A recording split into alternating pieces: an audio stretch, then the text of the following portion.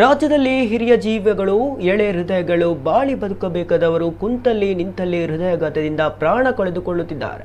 ಇದೀಗ ಹಾಸನ ಹಾಗೂ ಶಿವಮೊಗ್ಗ ಜಿಲ್ಲೆಯಲ್ಲಿ ಇಬ್ಬರು ರೈತರು ಹೃದಯಾಘಾತಕ್ಕೆ ಬಲಿಯಾಗಿರುವ ಬಗ್ಗೆ ವರದಿಯಾಗಿದೆ. ಕೃಷಿ ಚಟುವಟಿಕೆಯಲ್ಲಿ ತೊಡಗಿದ್ದ ಶಿವಮೊಗ್ಗದ 62 ವರ್ಷದ ರೈತ ಕೃಷ್ಣಮೂರ್ತಿ ಶಿಗ್ಗಾದ್ ಹೃದಯಾಘಾತದಿಂದ ಸಾವನ್ನಪ್ಪಿದ್ದಾರೆ. ಹೊಲದಲ್ಲಿ ಕೆಲಸ ಮಾಡುವ ವೇಳೆ ರೈತ ಕುಸಿದು ಬಿದ್ದಿದ್ದರು. ಕೂಡಲೇ ಆಸ್ಪತ್ರೆಗೆ ದಾಖಲಿಸಿದ್ದರೂ ಚಿಕಿತ್ಸೆ ಫಲಕಾರಿಯಾಗದೆ ಮೃತಪಟ್ಟಿದ್ದಾರೆ. ಇನ್ನು ಹಾಸನದ ಮೆಣಸನಮಕ್ಕಿ ಗ್ರಾಮದಲ್ಲಿ 52 ವರ್ಷದ ರೈತ ಲಕ್ಷ್ಮಣ ಹೃದಯಾಘಾತಕ್ಕೆ ಬಲಿಯಾಗಿದ್ದಾರೆ. ಜಮೀನಿನಲ್ಲಿ ಕೆಲಸ ಮಾಡಿ ಮನೆಗೆ ಹಿಂದಿರುಗುತ್ತಿದ್ದ ಲಕ್ಷ್ಮಣಗೆ ಎದೆನೋವು ಕಾಣಿಸಿಕೊಂಡಿದೆ. ಕುಟುಂಬಸ್ಥರು ಕೂಡಲೇ ಆಂಬ್ಯುಲೆನ್ಸ್ಗೆ ಕರೆ ಮಾಡಿದ್ದಾರೆ. ಆದರೆ ತುರ್ತು ಚಿಕಿತ್ಸಾ ವಾಹನ ಮನೆಯ ಬಳಿ ಬರುವಷ್ಟರಲ್ಲಿ ಲಕ್ಷ್ಮಣ ಸಾವನ್ನಪ್ಪಿದ್ದಾರೆ ಎಂದು ತಿಳಿದು ಬಂದಿದೆ.